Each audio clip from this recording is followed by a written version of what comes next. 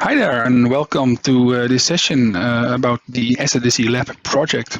My name is Rutger Blom. I'm a senior consultant working for Proact IT in Sweden, and I'm helping customers design, implement different VMware solutions.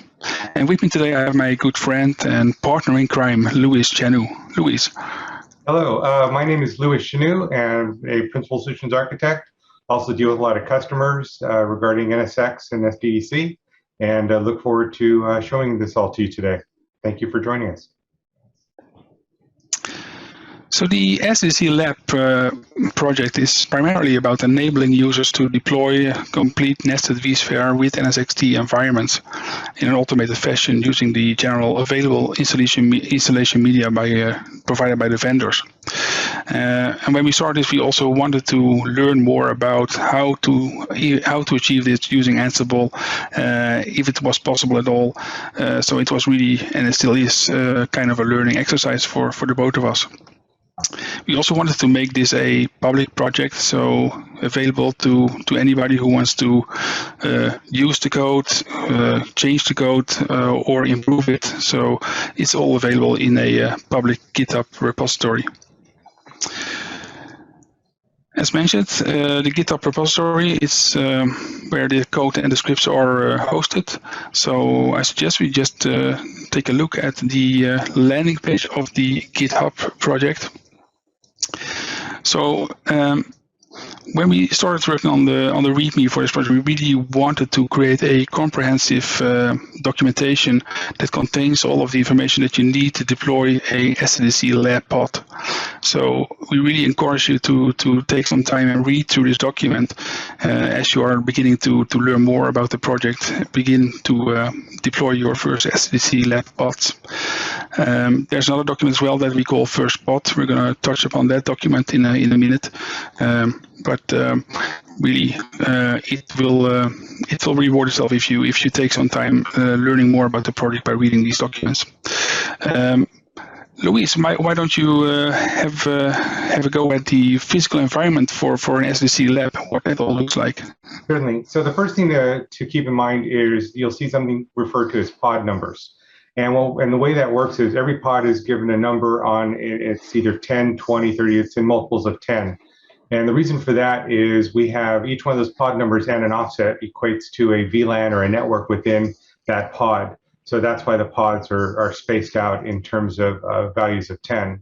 As you see here on the graphic, we have the Ansible controller that is where Ansible will be deployed from in order to build the environment. You have your corporate network, you then have your corporate DNS, and you need to set up a forwarder for the SDDC Lab or SDDC.lab domain. And this SDDC Lab DNS server is actually installed or deployed in the router uplink segment as part of the project. There then is a physical layer 3 switch at the edge. This is the boundary between the lab environment and your particular corporate environment. And on that switch, that's where it'll be running OSPF or BGP, and it allows intercommunication between the various pods and on the, and the egress point out. You'll see here we also have what's called a pod router, which is the boundary point for each one of the pods. You'll see here we have 3 labs deployed, 220, 230, 240, and in each of the bubbles on the south or the bottom side of the pod router are all the components that comprise the pod. You do need internet access in order to deploy some of this, so do keep that in mind as well. And I believe that should do it with this slide. Can we go and move down to the physical network? No, I think we can mention a little bit about the Ansible controller. We do not really expect anybody here to know a lot about Ansible. We didn't know anything about Ansible, or not much at least, when we started this project. So the documentation actually contains the instructions to prepare a standard Ubuntu Linux machine with the right software to turn it into a Ansible controller. And as Louise mentioned, the Ansible controller is used to initiate the SDDC Lab deployments. So that's where you do it all from. And well, after the Ansible controller has been prepared, the next step would be to clone the actual GitHub repository to your local Ansible controller machine. So that's where it will end up, and yeah, that's probably a good thing to keep in mind, that the Ansible scripts that you clone need to end up on the Ansible controller, because those are used when you are deploying the SDDC pods. We mentioned it before, the first pod. It's another document in the repository. I have it here in another tab, so I'm just switching to that document for now. The first pod document is another piece of good documentation. It's aimed at helping you, guiding you through the process of setting up your first SDDC Lab pod. So it really contains step-by-step instructions for getting an SDDC Lab pod up and running. We talked about the configuration files. So after cloning the repository to your Ansible controller, you will end up with a bunch of files, and specifically 4 configuration files, which you will need to copy. The sample versions of these configuration files need to be copied so that you can start to make your own modifications. And as you see here in the screen share, we have lined out the exact commands you would use to copy these files. And while talking about configuration files, I think we can actually start talking about the main configuration file, which is called config.yaml, and which contains basically all of the configuration and settings for your pod. It's a quite extensive file with a lot of settings, but you don't actually need to change all of them. There are essentially about 10 settings that you need to change or need to have a look at. So what we did in the first pod document is to list these essential variables or settings. So please have a look at those. These are the ones that you would need to have a look at and make sure that they match your environment. So certainly don't have to go through the entire config YAML file and do changes on all over the place. You can just more or less stick to these, especially when deploying your first pod. I would recommend to keep it to the most essential changes that you need to make, and then later on you could always start to experiment with changing more settings. All right, I think. Can we go ahead and bring up the deploy section? Or do you have VSC available? Yeah, definitely. So let's have a look at the actual an actual config YAML file. So this is the sample file. Luis, would you mind taking us a bit through how this is built up? Certainly. So at the very top there, you see where it says the pod number. That's where we define the pod number I referred to earlier. I want to focus your attention, however, on the deploy section. This is where you can define whether or not certain elements are deployed as part of your pod deployment. So whether you want to deploy the edge router, which is the pod router, or NSX-T, the local manager, and so on. Also, whether it's you're going to be deploying v6 and v4 or just v4. It does support v6 for the workloads of the environment. And then beyond that, you see under the software section where it talks about the vCenter, ESXi, and so on. Here you can specify the version numbers, and those version numbers will match up to the software repository and the software license, software file that defines all the software that you have downloaded and put into the repository. So you just have to modify the version number there, and the rest, it automatically pull the appropriate files from the repository. Correct. Another item or place in the config file that we would like to highlight during this session is the target config. So the target config is well, basically where you find the settings for your physical target, the target on which you will deploy your SDDC Lab pod. This is either a standalone ESXi host or a vCenter server. Most settings in here are actually pretty good and fine. No reason to change them. There are, however, some settings, of course, that you need to change. For example, the fully qualified domain name, username, password, and perhaps the data store. They need to match, of course, your own physical environment. There is one other item I just want to point out here. You see where it says target config deployment. There are two different sections. You see right below it says host, and you have all those indented variables, and then under vCenter. Depending on what you change that deployment value to, either host or vCenter, it will use the appropriate section throughout the entire rest of your configuration. Exactly. So another configuration file that we would like to have a little chat about is the licenses.yaml. So the licenses.yaml is a YAML file that contains your license keys. Basically, you would add the license keys that you have for the various products that you will deploy, like vSphere and vSAN, NSX-T, etc., in the appropriate place in this file. And once populated, the file will be used during a pod deployment, and licenses will be assigned to the various products. So you will have a fully licensed lab environment once the deployment is done. So licenses.yaml is used for that. We spoke earlier about the software library as well. Just want to mention there is a utility that we have in the utils directory, which will actually create the data structure for the entire software repository. And once you essentially create that directory structure, at that point you just need to go out to My VMware and obtain the appropriate ISOs or OVAs and just copy those into the appropriate location. And then you're good to go there. Yeah, I really recommend you to use that tool. It's a time saver.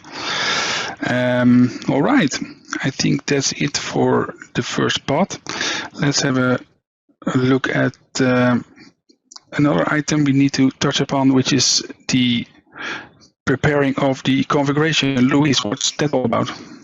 Yeah, so what we're showing here, this is the command you would run to prepare the configuration. This needs a little description here, is when you create that config.yaml file, it's got, you put your various settings into it, but when we first started down the road of this project, we found it, first took half hour, then an hour, then 2 hours. At one point, it was taking 7 hours to deploy the lab. So what we noticed is it was all the variable references. So we created this create pod config playbook to actually create a static version of your configuration, and that reduced the deployment times dramatically. So that's what you're doing here, is you're going to run that create pod using the command that you see here, the Ansible playbook, playbooks create pod config.yaml. And what you will see here, that the text that is in the black, those are the questions it asks you. So it asks you essentially where you want your static configuration placed.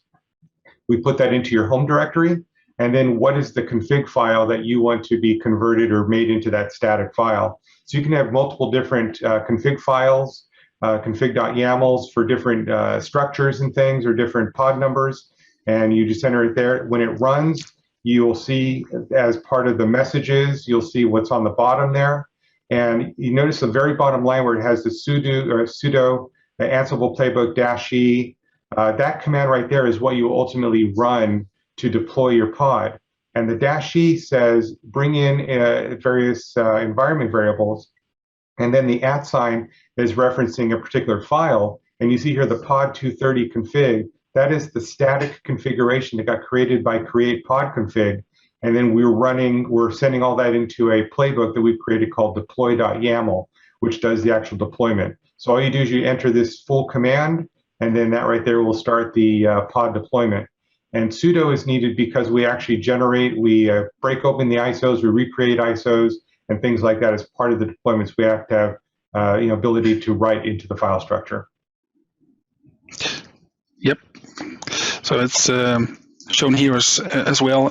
So this will be, like the previous slide showed, the command to actually kick off a pod deployment.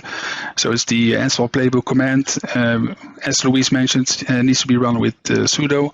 The -e there is for saying to the Ansible playbook command that we want to add some additional commands to, or settings and variables to the process.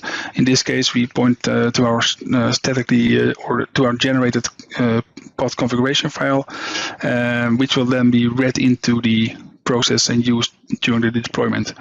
The actual deployment is then carried out by a YAML file called deploy.yaml. So let's have a look at what that looks like. The deploy.yaml is basically a wrapper script that is calling upon other scripts, also known as playbooks within Ansible, that in turn carry out the installation of the different pod components. So it calls the scripts one after the other, top to bottom, and you can just basically go into deployment.yaml and learn about in what order we deployed, or the project deploys the different components. So it's pretty easy to follow and see what's happening. Probably the next thing to show here now is actually starting a pod deployment.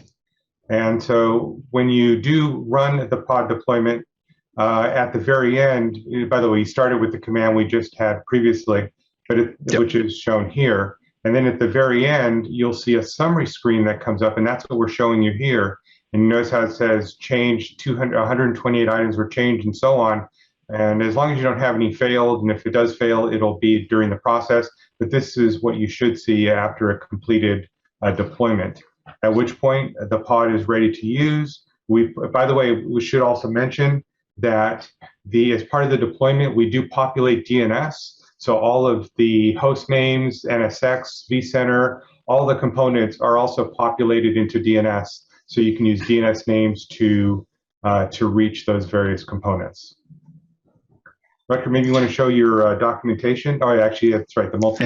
Just wanted to highlight this one, but I'll let you take that one, Luis. What's this about?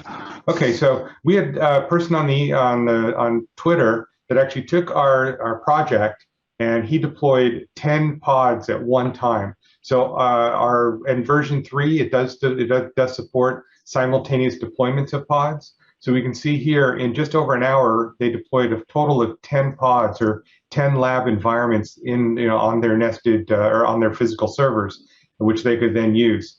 So these have full reachability between each other, so then you can use these to practice and play with things like federation or across vCenter if you want to do any sort of VM migrations or whatnot.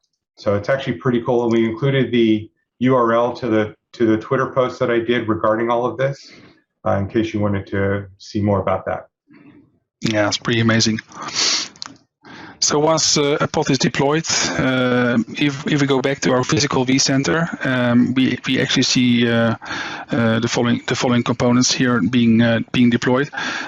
So we have this is, by the way, a default deployment. So I just used the default configuration file. You will end up with a number of ESXi hosts, nested hosts. So we have 3 nested hosts for the Compute A cluster, and we have another 3 nested hosts that are residing in the Edge cluster. Besides that, we have a pod router, of course.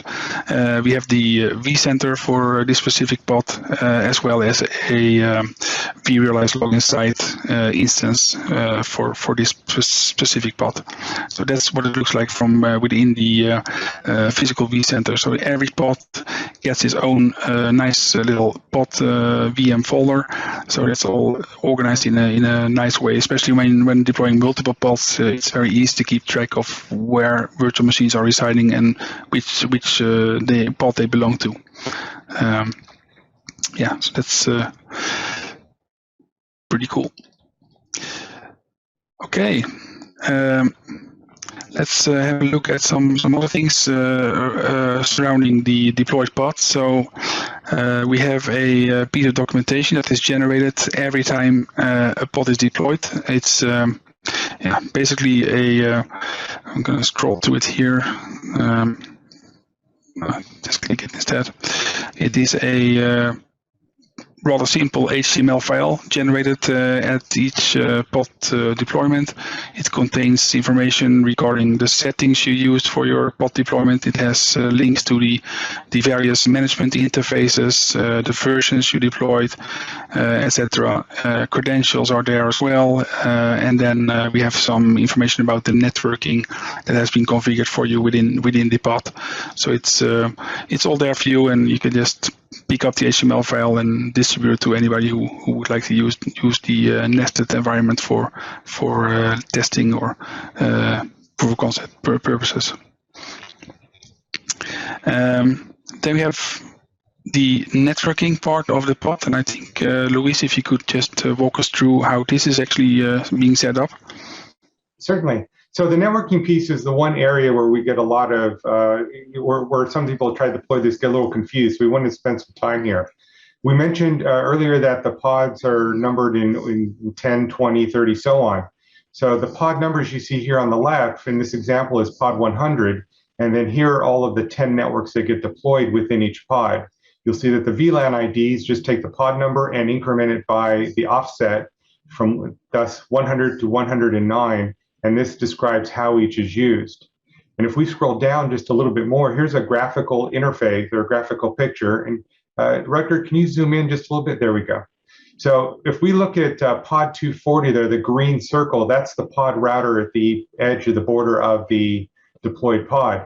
On the left side, that's a it has a whole bunch, it's a single interface with sub interfaces on it that is a trunk connection that goes into a trunk on the essentially a port group on our VDS. And then we have the various other port groups all the way from 240 to 249 there, as you see. None of the VMs actually connect from 241 to 249, but they're there for the plumbing perspective in case you do want to add anything to it. The management piece, which is 240, is where some of the VMs, such as the ESXi management and so on, will connect to. But this is how we handle all of the networking within a pod. The gateways for each of those 240 through 249 are handled by the sub-interfaces on the pod router. Northbound of the pod router, which is the red line on the right, that connects up to the lab router's port group. And that's what we suggest people call it. It's all baked into the configs. And we just need to make sure that this VLAN that is used is not any of the other VLANs that are deployed with any of the pods. So for that reason, we generally recommend you use VLAN 2 or something below 10. And so that shows that. The lab VDS is in the red there. That's manually created. And then on the left side, the SDDC Lab _VDS, the first time you deploy a pod, it'll see that that VDS does not exist, and it will configure and deploy that for you. And it also creates all the port groups and so on. And then you just have to go do the up the plumbing northbound with your VM NICs, because we don't have a way of knowing that. The deploy script actually pauses and asks you to go do that. Once you're done, you just tell it to continue, and then it moves forward and continues onward through the deployment. At that point, every other pod you deploy, it'll see the SDDC Lab VDS already exists. It won't create it. It'll just continue down and create the appropriate port groups as needed. I think that's a good overview there. Hopefully that made sense to everybody. Yeah, definitely to me. Let's have a little look at what's actually deployed. So we have the nested vCenter. I would like to just do a quick demo of what that looks like. So logging into the vCenter for the pod is well, what you see when you do a default deployment using the default configuration is a compute A vSphere cluster. It contains 3 ESXi hosts. It's completely empty. Naturally, we don't deploy anything else in it. Then we have the edge cluster, which contains another 3 ESXi hosts. And within the edge cluster, we actually host the NSX-T edge VMs. So these are the ones pairing with the pod router. So they are living in the edge cluster. So besides that, it's pretty basic. You can mention as well that we use vCenter for storage. So each cluster is configured with its own vCenter data store. So that's where virtual machines are stored. Besides that, it's just a standard installation of vSphere. It's for you to start using this in any way you want or like. So it should be all pretty familiar if you're have been using vSphere before. While we're at it, we can also have a look at the NSX-T manager interface. So this is the local manager. Let's just log in there as well. Again, pretty or actually a standard NSX-T installation. Obviously, we configure the transport nodes, we deploy the edge nodes, etc. What we do provide as well is some data plane constructs. So I think it's easiest if we show that in the network topology. So we provide the tier 0 gateway with its external interfaces. These are the interfaces that are facing the pod router, and this is also where we are peering with over BGP.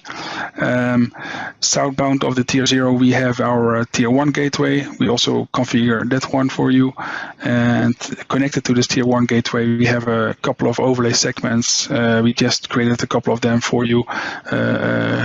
Kind of classical web app DB segment ready for you to play around with. Of course, it's completely up to you if you want to use this or if you want to create your own. We just thought it would be nice to put it in there so you could start playing around with it. We have some other example segments here for you. But I think it's besides that, it's all pretty standard NSX-T. The other thing I'll just point out is in the configuration of vCenter, there is a place if you want to set up replication partners, you have the ability to do that, so you can essentially set that all up for you, or have it set it all up for you. Exactly. Well, actually, that's about it for this session. If you want to learn more about the projects, then please have a look at the GitHub page. It contains, like we mentioned, the documentation. If you have any further questions, just feel free to reach out to either of us. Luis, anything to add to this? No. Thank you all for joining, and I hope you take advantage of the project. And please let us know on Twitter what you've created with it. Thank you very much, and take care.